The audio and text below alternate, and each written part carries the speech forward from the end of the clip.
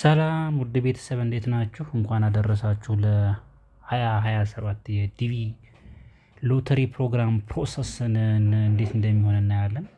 የ2027 የዳይቨርሲቲ ቪዛ ፕሮግራም አዲስ መልክ ይዞ መጥቷል። ምን ያስፈልገዋል? ምንድነው አዲሱ ነገር የሚለውን እናያለን። ከዛ ባሻገር እንዴት መሙላት እንዳለባችሁ ከዚህ በፊት በተደጋጋሚ ስለተሰራ ለማስታወስ ያክል እና እንዴት ተዘጋጁ ዋና ዋና ነገሮችን ለማሳየት እሞክራለሁ ማለት ነው። ያው ከዚህ በፊት በተደጋጋሚ ተሰርቷል። ምንም የተለየ አዲስ ነገር የለውም።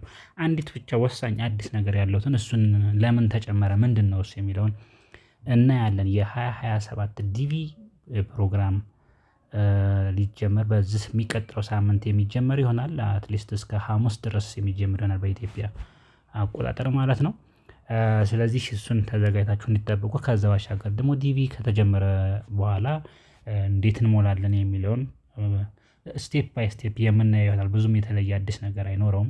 አብዛኛዎቻችሁ ከጠየቃችሁኝ የፓስፖርት ያስፈልገዋል ወይስ አያስፈልገውም የሚል ጥያቄ ተነስቷል። ከዚህ በፊት ቢኖራችሁ ጥሩ ነው እንጂ ፓስፖርት ያስፈልገዋል አያስፈልግም የሚል አዲስ መረጃ አልወጣም እስካሁን ድረስ።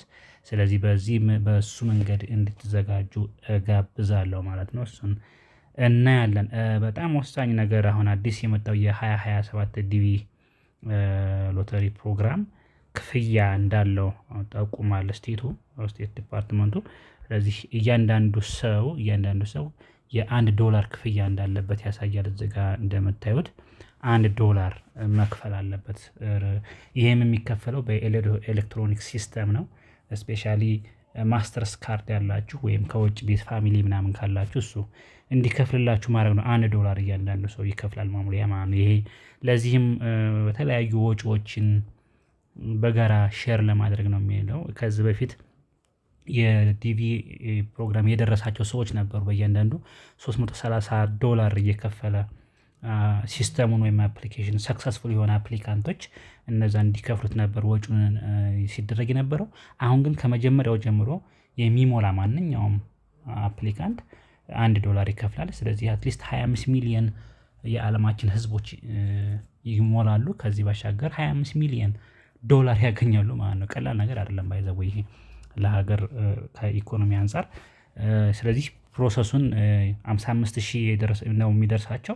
ከ55,000 ህዝቦች ውስጥ $330 እያንዳንዱ ይከፍሉ ነበር። አሁን ግን ኦልሬዲ ሚኒማይዝ ተደርጎላቸው እያንዳንዱ አፕሊካንት $1 እንዲሞላ እንዲከፍል ተደርጓል ማለት ነው። ይሄን ካልከፈላችሁ ያው ሲስተሙ አይሰራም ማለት ነው። ይሄንን ከዚሁ እንድትዘጋጁበት ነው። አዲሱ ነገር ይሄ ነው። ሌላው ነው በጣም ቀላል ነው። ስቴፖቹን ምን መደረግ አለበት የሚለውን ከዚህ በተደጋጋሚ ተነግሯል። ስፔሻሊ ፎቶ ላይ በጣም መጠንቀቅ ያስፈልጋል። ፎቶ ባክግራውንድ ዋይት መሆን አለበት። ፒክሰሉ 600 በ600 መሙላት አለበት። እነዚህ ከተደጋጋሚ የተሰሩ እንትኖች ናቸው። በተለያየ ተሰርቷል። እሱንም የበለጠ ቼክ እንድታደርጉትና እንድትዘጋጁበት እጋብዛለሁ ማለት ነው። እና ፎቶ ላይ በጣም መጠንቀቅ ያስፈልጋል። ሻዶው አይገላስ አያስፈልግም። ጆሮአችሁ ሁሉም በትክክል መታየት መቻል አለበት። ሁለቱም ጆሮ መታየት መቻል አለበት። እነዚህ ከቅንጭላት በታች በላይ ያሉ ሀይቶች ምን ይመስላሉ የሚለውን ተደጋጋሚ ተሰጥቷል። እሱ መለሳችሁ ቼክ አድርጉት። ከዛ ባሻገር በጣም አሁን $1 ይከፈላል ስለተባለ ስካሞች ይበዛሉ ተብሎ ኤክስፔክት ይደረጋል። እና ትክክለኛውን ዌብሳይት ሲጀመር የምለቅ ይሆናል ወይም ታች የመጀመሪያው ኮመንት ላይ ትክክለኛውን ዌብሳይት አታች አደርጋለሁ። ግን ቢሆንም እስካሞች ስለሚበዙ መጠንቀቅ ያስፈልጋል ለማለት ያክል ነው። ስለዚህ ይሄ ዲቪ ፕሮግራም ለመሙላት እናንተ ዝግጁ ሆናችሁ እንድትጠብቁ ጋብዛለሁ። ከዚህ በፊት የነበሩት ሲስተሞች ምንም የተለየ ነገር የለውም። ፎርማቶችን አንዳንድ ነገሮችን ለማስታወስ ያክል አንዳንድ ነገር እንበል።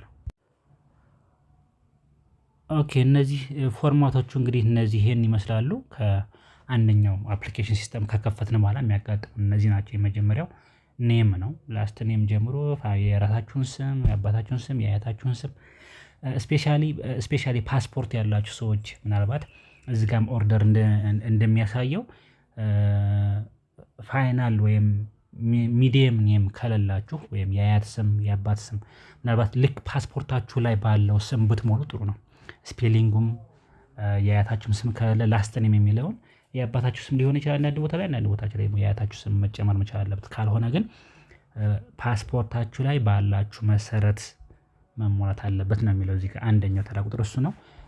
ሌላው ፓስፖርት የሌላችሁ ከሆነ ግን ያው ፓስፖርት ስታወጡ በፓስፖርታችሁ መሰረት ወይም እዛ አፕሊኬሽኑ በሞላችሁት መሰረት ፓስፖርት ታወጣላችሁ ማለት ነው። በጣም መጠንቀቅ አስፈላጊ ነው። ስፔሊንግ ስህተት ምንም ዋስትና የለውም። ሪስክ ዋጋ ያስከፍላል በኋላ እና እሱን መጠንቀቅ ያስፈልጋል የሚል ነው። አንደኛው ላይ ይሄን ነው የሚያሳየው። እናንተም ማየት ትችላላችሁ። ሁለተኛው ጾታ ነው። ጾታችሁን ቼክ ማድረግ ነው። ሶስተኛ የተወለዳችሁበትን ቀን፣ ወር፣ ዓመተ ምህረት ፓስፖርታችሁ ጋር ተመሳሳይ መሆን አለበት። የተወለዳችሁበት ሀገር ወይም ሲቲ ከተማ መሞላት አለበት። እሱ አስፈላጊ ነው። ሌላው የት ካንትሪ ዌር ዩር ቦርን የተወለዳችሁ የሚለው ነው። ከዛ ባሻገር ካንትሪያችሁ ኢሊጂብል መሆን ስፔሻሊ ኢትዮጵያ ኢሊጂብል ነች እስካሁን ድረስ ባለው መረጃ መሰረት ያው ኢትዮጵያኖች መሙላት ትችላላችሁ ማለት ነው። ስለዚህ ችግር የለም። ሌላው ፎቶግራፍ ነው። ፎቶግራፍ ያው ቅድም ለማስታወስ እንደሞከርኩት በጣም ኳሊቲ መሆን መቻል አለበት። አትሊስት የቅርብ የስድስት ወር የተነሳችሁት ፎቶግራፍ ዲጂታል የሆነ ፎቶግራፍ ለፓስፖርት በሚሆን ልክ ባክግራውንዱ፣ ሻዶው፣ እነዚህ መነጽር፣ ሁለት ጆሮ በሚታይ መልኩ መታየት መቻል አለበት ነው። እነሱን በጣም ብትነሱ አብዛኛው እኛ የለመድነው ያው በስልካችን ተነስተን ግራውንድ መቃየር ነው። እሱ ብዙ አክሰፕተብል አይደለም እና ፎቶ ቤት ሄዳችሁ ለቪዛ ወይም ለፓስፖርት የሚሆን ወይም ደግሞ ለዲቪ ፕሮግራም የሚሆን ብትሏቸው እነሱ አንደርስታንድ ያደርጉታል እና እዛ ሄዳችሁ ብትነሱ እጋብዛለሁ ማለት ነው። በጣም ቀላል ስለሆነ ከሞከራችሁ ሳይቀር በትክክል መሞከር ስላለባችሁ ነው። ሌላው 8ኛ የእናንተ የምትገኙበት አድሬስ ነው መሙላት ስለሚያስፈልግ ያው እሱን መሙላት ያስፈልጋል። አሁን የምትኖርበት ሀገር፣ ከዛ ስልክ ቁጥር ያለ ስልክ ቁጥር ኦፕሽናል ነው፣ ግዴታ አይደለም። ስልክ ቁጥር ኦፕሽናል ነው። ሌላው በጣም ወሳኝ ነገር ኢሜይል አድሬስ ነው። ኢሜይል አድሬስ ቢኖራችሁ ቤተር የሚሰራ ኢሜይል አድሬስ ቢኖራችሁ ቤተር ነው። ነገር ግን ምን ይላል ዲፓርትመንት ስቴቱ በኢሜይል አድሬስ ብትሞሉም አንልክም። ኔቨር ዊል ሴንድ ኢሜይል ቴሊንግ ዩ ዛት ሃቭ ቢን ሴሌክትድ ኦር ኖት ነው የሚለው። ብትመረጡም ባትመረጡም በኢሜይል አድሬስ አይላክላችሁም። ኢሜይል አድሬስ ብታስገቡት ቤተር። ኦኬ እሱ በጣም አሪፍ ነው። ሌላው የትምህርት ደረጃን በተመለከተ ነው።